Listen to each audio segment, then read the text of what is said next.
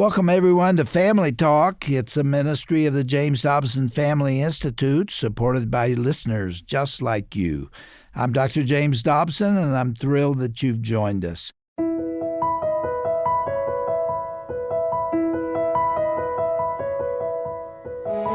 Each and every person is intricately created by God with separate views, opinions, and characteristics. And because of these distinctions, there is bound to be conflict and disagreement. Given these realities, how is it possible then for two people to enjoy a long and happy marriage? The factors that brought you together, the things you like about each other, your personality, differences and similarities, those things don't say nearly as much about how you're going to do in the future as how you handle your differences. How you handle conflict in particular is going to be the very best predictor of how you're going to do in the future. How the couple handles these kinds of conflicts as they arise is really going to tell the story of who does well and who does not. That was the voice of today's guest here on Family Talk, Dr. Scott Stanley, a research professor at the University of Denver. The content discussed on these programs are based on his 12-year intensive study of married couples. Dr. Stanley also created the Prevention and Relationship Enhancement Program to help struggling marriages. Also joining him on this classic Family Talk broadcast is the late Dr. Gary Smalley. He was a celebrated author, a popular radio host, and a highly sought-after speaker. Dr. Smalley's effective and meaningful work for supporting godly marriages continues on through the Smalley Institute. Today we are continuing their discussion with Dr. James Dobson about resolving conflict in marriage. They'll begin by recapping yesterday's program, and then they'll expand on the harmful ways that many couples try to deal with conflict. Doctors Stanley and Smalley also share some helpful techniques that husbands and wives can use to better handle disputes. Here again is Dr. Dobson to reintroduce our guests and this topic on today's edition of Family Talk.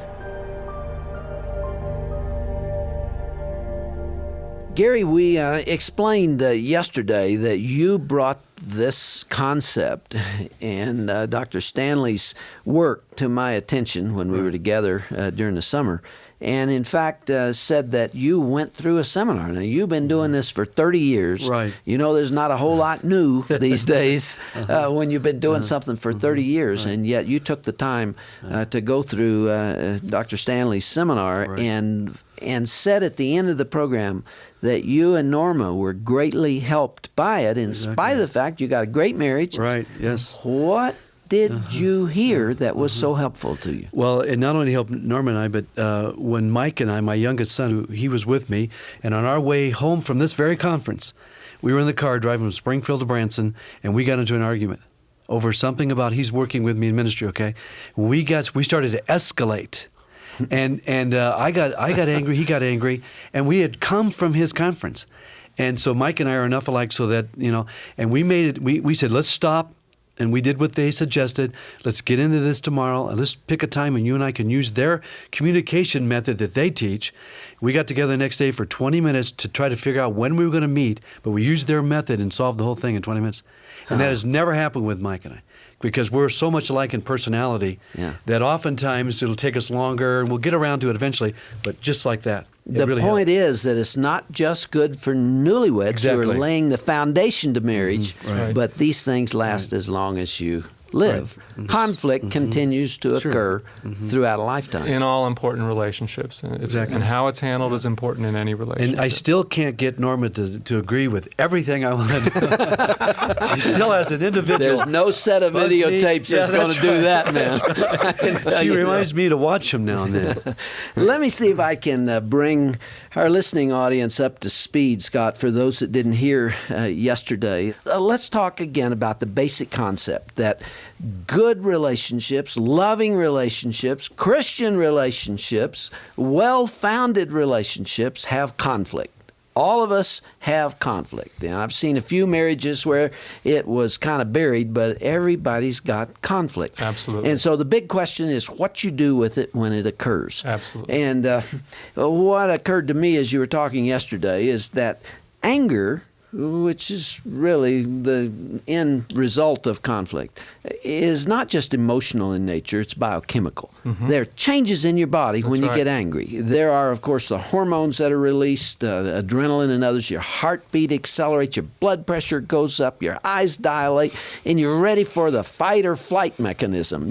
You got to do something with that. That's right. You don't just say, I don't feel that way. I mean, those who do that have a new set of problems. So what are you going to do with it? Now, you talked about two bad ways of dealing with that yesterday that are predictive of marital difficulties and even divorce. The first is withdrawal, where usually the man, Gary, you said 85% of the time, the man pulls into a shell and his wife is intensely frustrated because she didn't know what to do with all the anger she has. The second is to escalate it, to take what is just a normal conflict and turn it into a civil war or an atomic bomb. Those are two bad ways. Now, there are two other ways of dealing with this, two other temperaments or characteristics that we need to talk about very quickly and then hurry on to some solutions, some better ways. What's number 3? Invalidation, which can be either subtly or more directly putting down the thoughts, feelings, concerns of others. And by the way, you're right on about the physiology that goes along with this, because when that gets really rolling, that's what makes it so hard for people to behave well. But invalidation, I'll give you just a quick story. A few months ago, my wife and I and 2 sons, who are 5 and 2.5, we're on our way to the post office, and I'm going the way I always go and turning left the way I always turn left.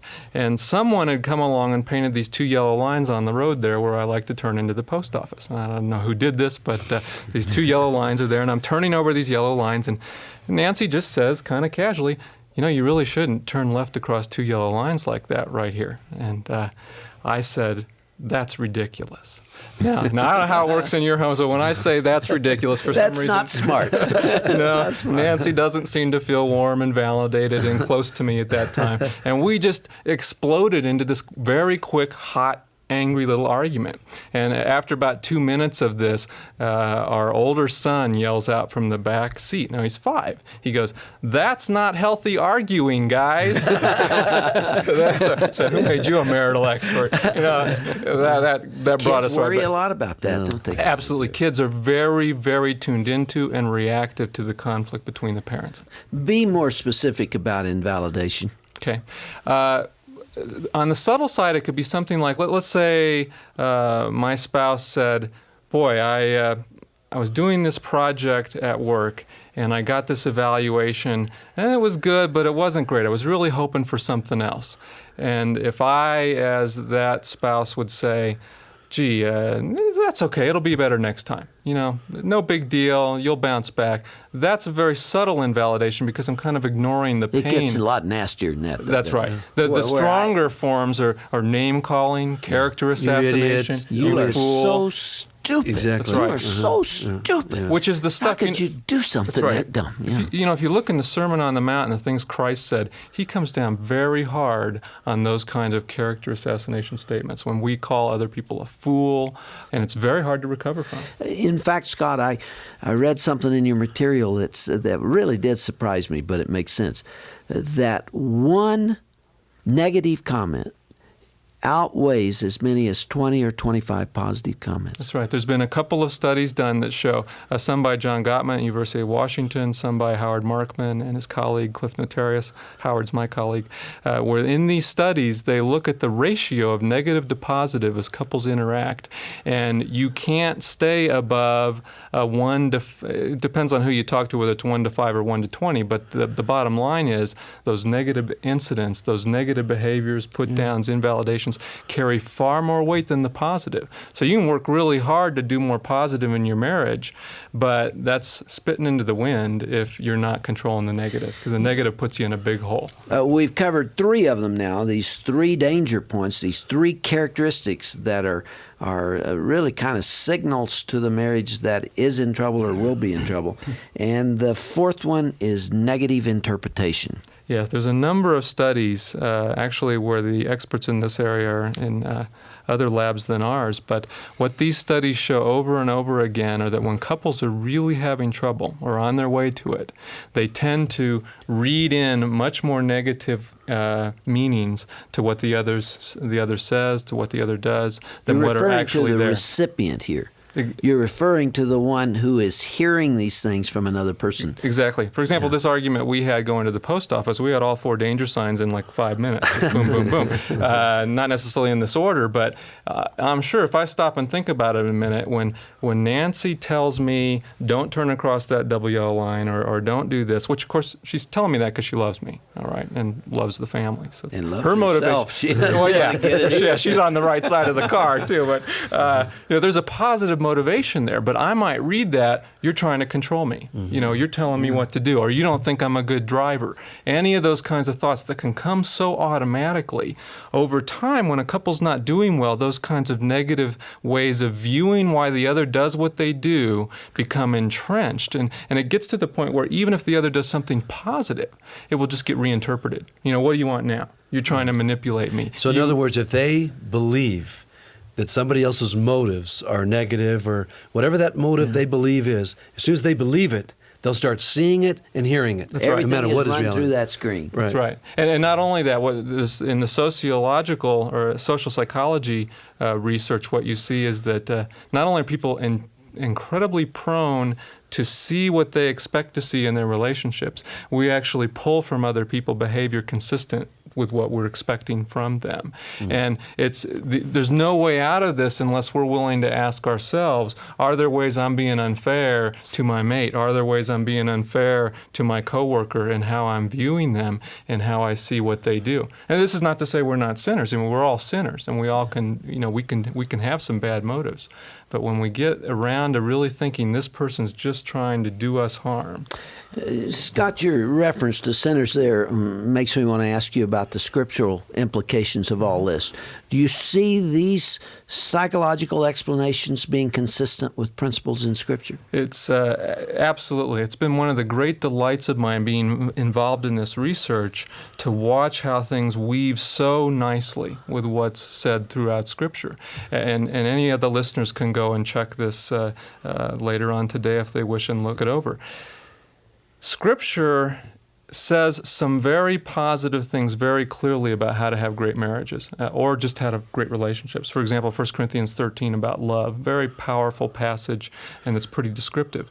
But when you really look it over, if you think about all the passages in Proverbs and in James chapter 4, Galatians 5, 1 Peter 3, look in these chapters and look for the very specific descriptions of the kind of patterns that destroy relationships, and they're the same things that we're talking about. Look for some of the hardest sayings where Jesus is really getting after people and what he's teaching about how others are treated, and it's the same stuff. It's And so remarkable. Ephesians 5, with regard to the fathers and their children, comes out of the same mode. Absolutely. Gary, you had indicated, as we said, that you went through this seminar.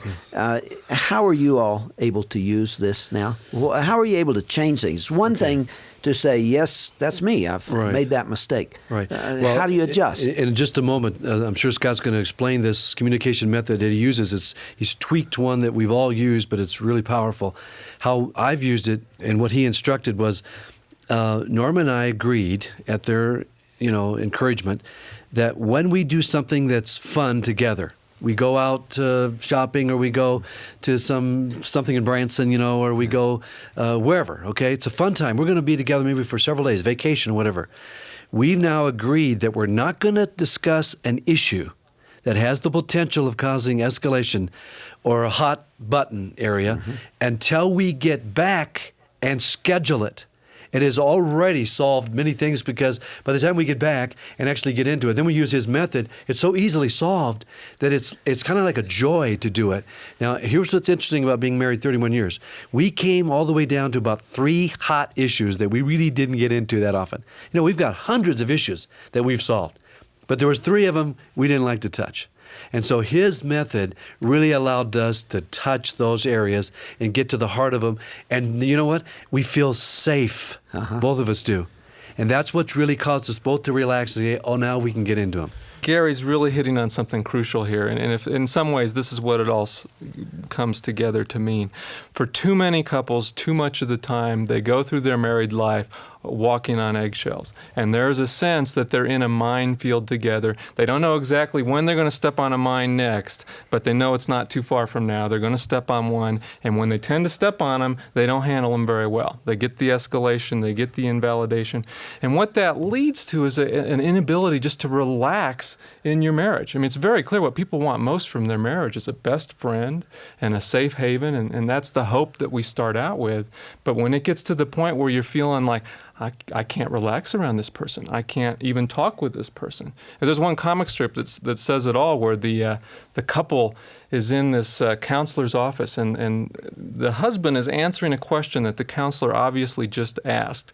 And he says, "Oh, the reason why I don't talk to her? That's when I've noticed we've had most of our arguments." Now, when you begin to associate the presence of your partner with conflict and with things not going well and with tension, that's just going 180 from what people want. And it kills intimacy, because when you validate your partner's feelings and needs, you're going to get into conflict. And it's really a doorway to intimacy, but lots of couples avoid it. So one of the things that Gary's talking about, we emphasize ground rules to help couples manage their issues better. And one of the ground rules is to preserve times for fun and friendship and the sensual side of the relationship, where those times are carved out. We often don't do that very well in America. Those times are carved out, and they're protected from conflict and issues. We're not going to deal with issues, and if they come up during that time, we'll put it in this other time. Got one eye on the clock here, Scott. There are 4 of those strong recommendations that you make. We've just talked about timeouts. Tell us the other 3 real quickly. Okay, the timeouts one's agreeing to protect time. One of the things, and Gary's been alluding to our communication technique, let me just get this out here at the end. We teach couples a very simple, structured way to communicate when they're having difficulty or when it's a tough topic. It's not a way we want them communicating most of the time, but it's a great way to be quick to hear, slow to speak, slow to become angry. And what we do is we'll teach the couple to take some object. We usually hand out pieces of cardstock that have the rules for this technique on it, but any object can do. A pen is fine. And whoever has that object has the floor. That person's the speaker. Okay, so I have this pen right now. I'm the speaker. Let's say I'm having a talk with Gary and we're upset about something. If he doesn't have the pen, he's the listener. So the role is automatically defined just that simply. Now, when I'm in the speaker role, I have a couple rules I'm going to follow. I'm going to try to speak for myself. I'm going to try to say what I'm saying in short enough segments that it's easy for the listener to do their part. And I'm going to stop. So I'm going to say a bit, and then the listener has their job, which is to paraphrase back what they hear the speaker saying. So the listener might say, "Well, it sounds like you were really frustrated the other day when this happened." Just that simple act of feeding back, here's what I hear you saying. They don't have to agree. A good listener doesn't have to agree at all to be listening well.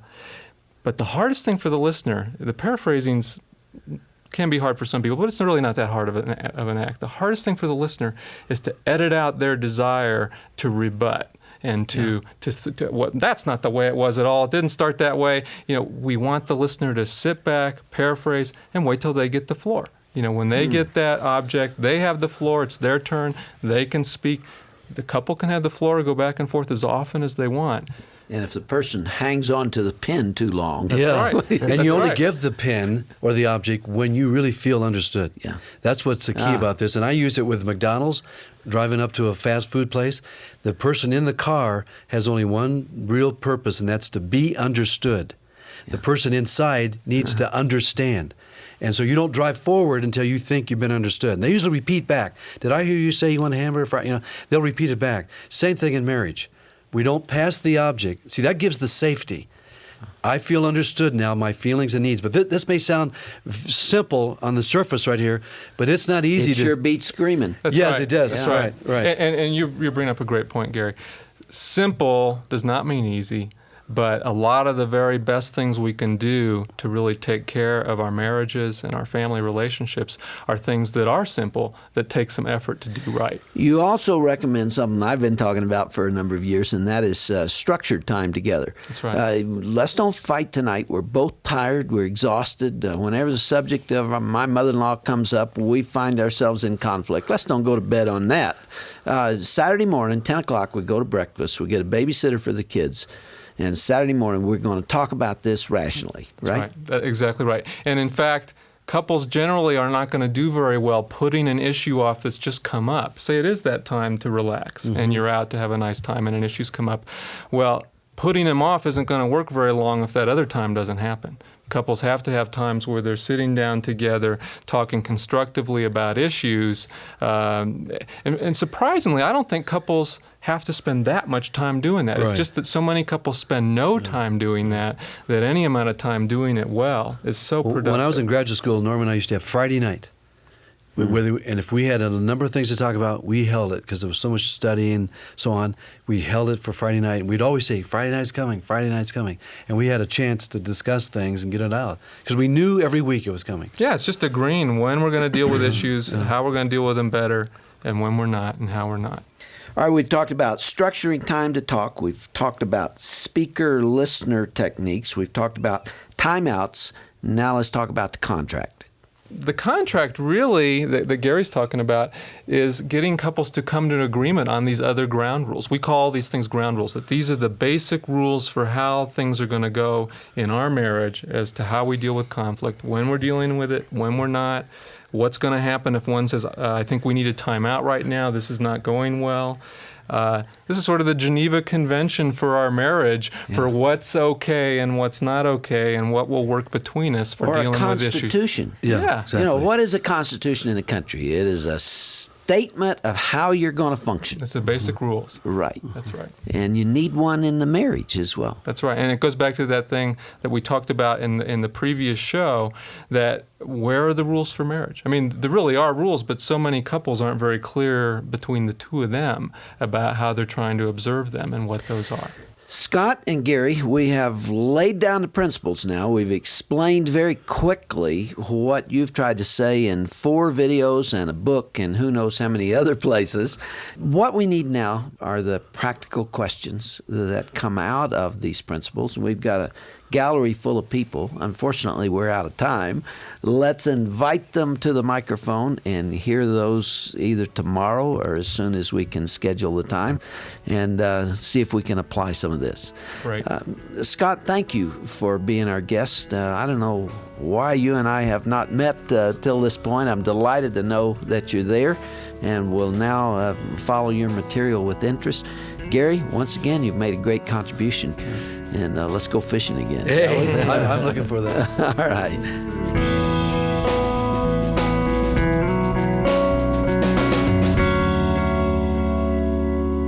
Well, what a great refresher that couples should establish ground rules in order to settle disagreements in a healthy way. I'm Roger Marsh. Hope you can apply these helpful suggestions and advice to your marriage relationship as well. Now, tomorrow here on Family Talk, Dr. James Dobson, along with Dr. Scott Stanley and Dr. Gary Smalley, will be answering some questions from a studio audience. In the meantime, be sure to visit our website at drjamesdobson.org/Family Talk, and you'll find all of the resources Dr. Smalley and Dr. Stanley mentioned today. Now, if you and your spouse would like a closer relationship with the Lord and with each other, be sure to sign up for our free 10-day marriage series. You know, prayer is a very powerful tool. It can really change all sorts of situations. And when you sign up for our 10-day marriage series, you'll receive an encouraging email from Dr. James Dobson about how to strengthen your marriage. And that email will include some words of wisdom from Doctor and also a prayer you can pray together at the end of your time of devotion. Now, it's easy to sign up for this 10-day marriage challenge. All you have to do is go to drjamesdobson.org/10-day marriage series. Once you're there, simply input your email address and click on the sign up button. It is that easy. From the day you sign up and for the next 10 days, you'll receive that encouraging email from Dr. Dobson. So go online to drjamesdobson.org/10-day marriage series.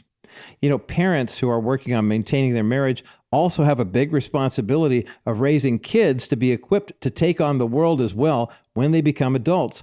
To walk alongside you and better provide you as a parent with timeless, biblically based advice and tools, Dr. Dobson has bundled his best-selling books, Bringing Up Boys and Bringing Up Girls, together, and we'll be happy to send you that bundle as our way of thanking you for your gift of any amount in support of the Dr. James Dobson Family Institute. So make your request known when you click the link on the broadcast page at drjamesdobson.org/Family Talk. And thanks for remembering that Family Talk is a listener-supported Christian radio program. It's because of you and your prayers and faithful financial support that we are able to bring quality content to you and your family each and every day. To find out more about how to support the JDFI, visit us at drjamesdobson.org. That's drjamesdobson.org. Or if you prefer, you can call us at 877-732-6825. Feel free to reach out to us with any comments, questions you might have, even your prayer requests. We'll be happy to pray with and for you.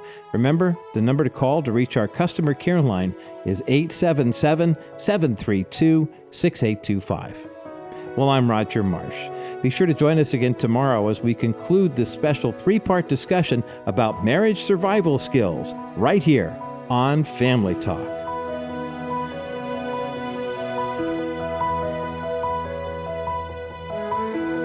This has been a presentation of the Dr. James Dobson Family Institute.